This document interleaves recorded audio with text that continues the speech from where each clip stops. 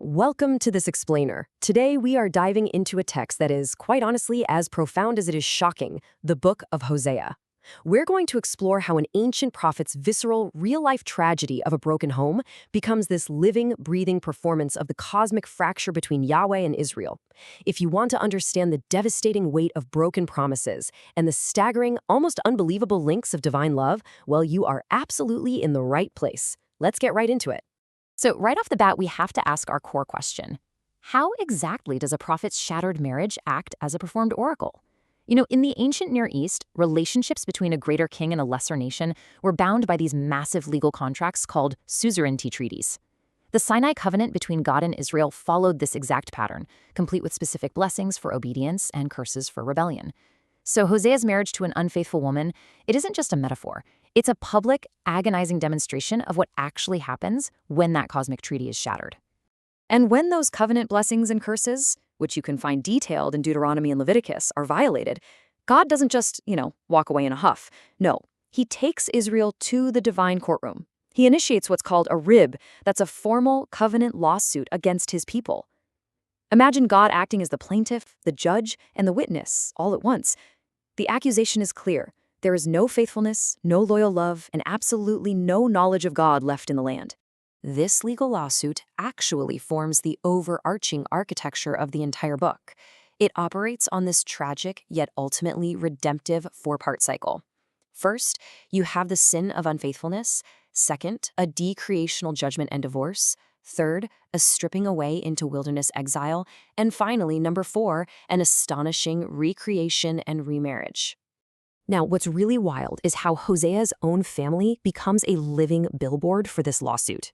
His kids aren't just given names. They're living parables walking around, and their very identities declare judgment.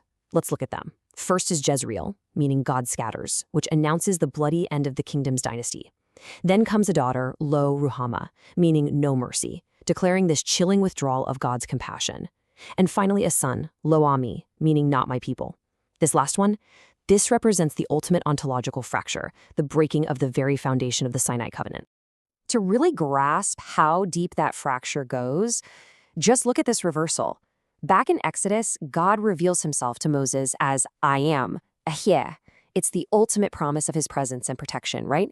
But by naming the child Lo Ami, God looks at Israel in Hosea 1:9 and literally says, I am not Ehyeh to you. Actually, think about that for a second. It is a devastating, literal reversal of the Exodus event. The marriage is legally dissolved, his divine protection is revoked, the nation is literally being unmade. Yet right in the middle of all this legal destruction, the divine pathos just reaches its absolute peak. We read in Hosea 11:8, How can I give you up, O Ephraim? God isn't some cold, unfeeling legal entity. The father's heart recoils in agony at the prospect of utterly destroying his people. It's incredible because it proves that his immense love overrides strict legal annihilation, as he declares he is God and not man, and his ultimate goal is restoration, for sure, not ruin. So how does Yahweh reverse this terrible damage? Well, the shattered terms of the relationship have to be completely redefined. It starts with hesed. Now, we often translate this as mercy or love, but it's so much heavier than that. Hesed is steadfast, covenantal faithfulness and loyal love rooted in God's self-revelation. It is not a fleeting emotion like the morning dew, which sadly is exactly how Israel's love is described. God promises to re-betroth Israel in his own hesed, binding her eternally to his perfect, unchanging character. But listen, true restoration also requires the revival of Dat Elohim, or the knowledge of God. And we aren't talking about passing a theology pop quiz here. Yada, to know, implies experiential, marital intimacy and relational fidelity. Israel had suffered a total breakdown of this intimacy. They were enjoying the grain and wine, all the blessings of the land, but they attributed them to the false Canaanite fertility gods. They completely forgot that it was Yahweh who bought the groceries, so to speak. To fix this, God performs what scholars brilliantly call a linguistic exorcism. He decrees Israel will call him Ishi, meaning my husband, and never again Baal, which means my master. You see, the title Baal was tied to the transactional, coercive fertility deity of Canaan. God refuses to be a transactional vending machine for agricultural blessings, and he certainly doesn't want to be a harsh master. He demands a covenant of mutual, intimate, and free love.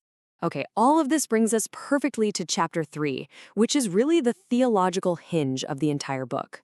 If chapter 2 was the promise of mercy, chapter 3 is the actual, staggering cost of redemption, where the prophet walks right into a slave market to buy back the woman who betrayed him. God commands Hosea, "Go again, love a woman loved by another man and an adulteress." Notice the active instruction there. He has to volitionally and sacrificially love her. And where is she? She is actively addicted to her idols, symbolized by her love for erotic raisin cakes, which were used in Baal fertility rituals. Hosea must love her while she is in the very act of betrayal. Guys, this is divine kenosis, a profound self-emptying. God loves Israel and pursues her, precisely while she is at her absolute worst. Then, Hosea tells us he purchased Gomer for 15 shekels of silver, plus a homer and a lethech of barley. When you calculate the value of that grain in the ancient world, it adds up to exactly 15 shekels. 15 plus 15 is 30. And let me tell you, that is definitely not a random number. 30 shekels is the exact legal price of a dead or gored slave, according to Exodus 21. Hosea is literally paying the price of a corpse. Furthermore, he pays half of it in barley, which was animal fodder, the grain of the absolute poorest people. He purchases Gomer from the absolute bottom of the market, identifying completely with her total degradation and shame. It's a breathtaking image of grace. After buying her back, Hosea imposes a strict liminal space. He tells her, "You shall stay with me many days. You shall not play the whore, so will I also be toward you." The idols are gone, but full marital intimacy is not yet restored. It's a threshold, a period of holy waiting. This waiting period isn't a divorce, nor is it a consummated marriage. It's a covenant of restraint. Think of it like a necessary period of detoxification to heal a broken home. Israel had to be stripped of her reliance on political alliances, false kings, and idols. She had to sit in the quiet of exile just to remember her true provider. It's a powerful reminder that healing deep fractures often requires the painful, quiet discipline of waiting.